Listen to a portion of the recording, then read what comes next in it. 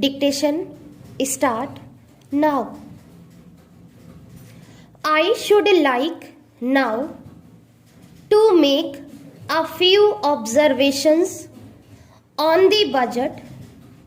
This budget marks a turning point in the history of our country. It is no use attempting as some of our country.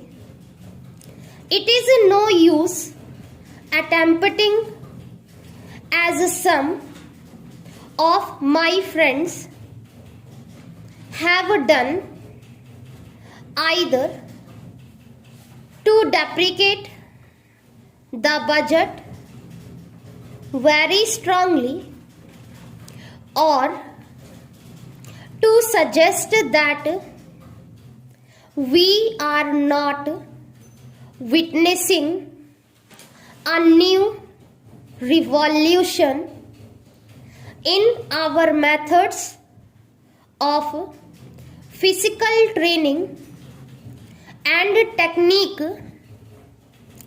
I want it to be quite clearly pointed out to my friends that we are now facing the lean years of Indian finance.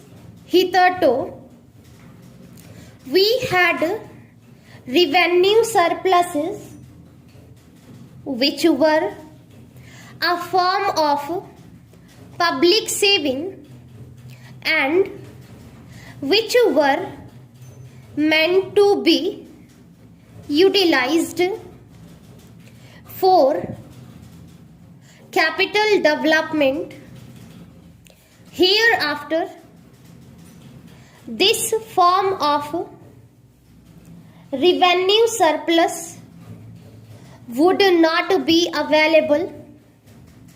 We have therefore to find out ways and means of implementing our great program of national reconstruction at minimum cost.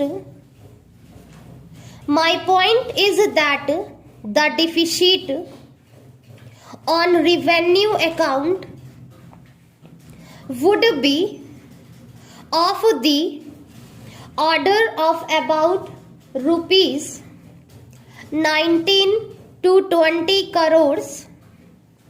Here let me point out that I do not agree with those of my friends in the finance department who have attempted to suggest that rupees 9 or 18 crores which are obtained from Pakistan should be put to the revenue side of the budget. They are to be put on the capital side, but that does not seriously alter the trend of my argument. What I am suggesting is that we would have to be prepared for a deficit of a much higher order. Even on the revenue side, that itself should make us realize that there are very many problems which we have to face and that we have to undertake ways and means of increasing the resources of our country so that it might be possible for us to have a greater amount of surplus or a greater amount of public saving for the purpose of financing capital development. The finance minister, in the course of his speech, Mr. Deputy Minister pointed out that the deficits during the past 2 years were of the order of rupees 83 crores. I venture humbly to disagree with him because I feel that when we are talking of deficits, we must take into account the overall deficit incurred by the central government, and that would be of the order of rupees 200 crores during the years of relatively light expenditure. We had a shortfall of about rupees 200 crores.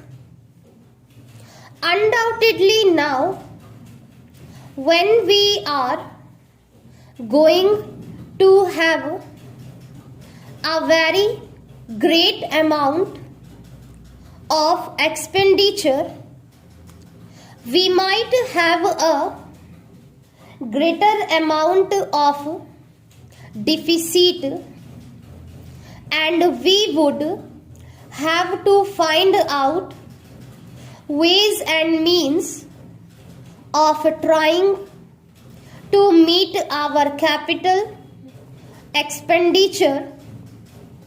Some members have pointed out that deficit financing is good. Others have pointed out that it is poison. One honorable member who preceded me pointed out that it could be taken like a tonic. Now, I am not willing to enter into the merits of deficit financing or demerits of deficit financing. In an academic spirit, the time has now come when we should face realities. I do suggest that we have to indulge in deficit financing, because without indulging in deficit financing, it would not be possible for us to indulge in capital expenditure on such a large scale. But when we are talking of the scope of deficit financing, I would like to place before the House and the Finance Minister the two great limitations which face us. The first limitation that faces us is that the concerning the internal price level, the Honorable the Finance Minister referred to the cost of living. He said that he was going to keep a watch over the cost of living so that it may not shoot up within a short period and make a mess of the plans of capital development.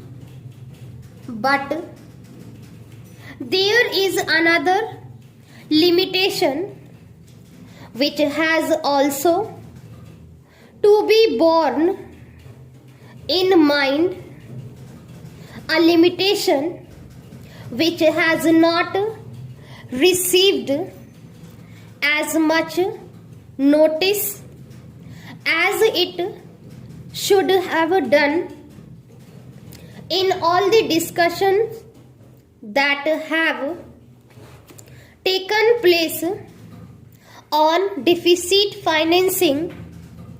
That limitation is the external limitation or the limitation which arises on account of our balance of payments position. I think this is as important, Mr. Deputy Speaker, as the internal price level, and I should like to elaborate that particular point a bit more because I feel that a time will shortly arrive when we might have either to reconsider our policy or might even have to leave the sterling club of which we are a member. The second serious limitation is as serious as the first. What would be the consequences of deficit financing on our balance of payments?